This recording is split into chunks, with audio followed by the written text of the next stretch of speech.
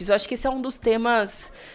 mais fundamentais, os quais eu já pude tratar junto ao Citrajude ao longo da nossa atuação aqui do mandato. Porque a gente está falando de um aspecto que pode atingir a vida de milhares de trabalhadoras, de trabalhadores e suas famílias, dessas pessoas que são as requisitadas, que atuam na Justiça Eleitoral e que agora, no dia 30 de junho, se eu não me engano, prazo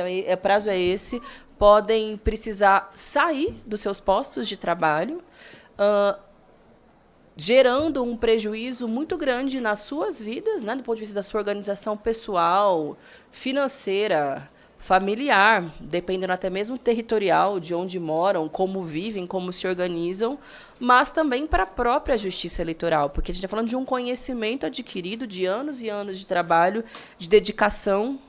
para serem substituídos cada vez mais por uma lógica de terceirização, que, infelizmente, vem corroendo o serviço público, e aqui deixando muito evidente, não se trata de criminalizar o trabalhador terceirizado, muito pelo contrário, são trabalhadores, como todos nós somos, e o ideal é que sejam protegidos, né, por direitos, pelas possibilidades que todos os trabalhadores, sobretudo os servidores públicos, têm. Mas aqui a gente está falando de colocar uma área que é muito sensível, que inclusive nos últimos anos foi alvo de muitos ataques por parte de vários setores da política brasileira,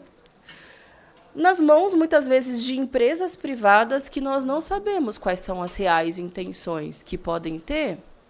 em administrar algo que é público e que é num momento tão crítico como esse, né, de uma série, inclusive, de questionamentos injustos a respeito do processo eleitoral. Então, além disso, reforçar uma lógica de desconfiança, de despolitização e, consequentemente, de ataque à democracia, você abre mão do serviço público, que é algo que é absolutamente fundamental de ser preservado. Não nos esqueçamos. Aqui na casa, infelizmente, foi criado também um grupo de trabalho a respeito da reforma administrativa. E eu digo infelizmente porque durante a gestão Bolsonaro nós conseguimos derrotar, né, paralisar a PEC 32. Mas os planos para fazer a alteração nas carreiras, no modo de ingresso, no desenvolvimento do serviço público, seguem ainda, né, planos para modificação. E a gente sabe que muitas vezes isso abre espaço, né, para uma lógica de terceirização, de precarização do trabalho, abrindo mão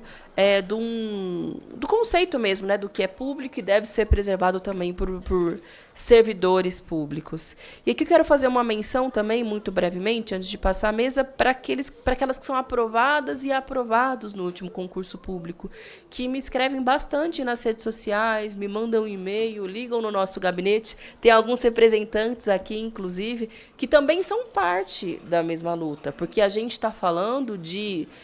ter cada vez mais servidores e trabalhadores que sejam aqueles que foram aprovados no concurso público e que possam preencher as vagas, porque os que estão hoje ocupando os postos de trabalho, os requisitados, na verdade, já é em número insuficiente diante da demanda. Então, novos servidores são absolutamente bem-vindos e também são parte dessa luta contra esse processo de terceirização.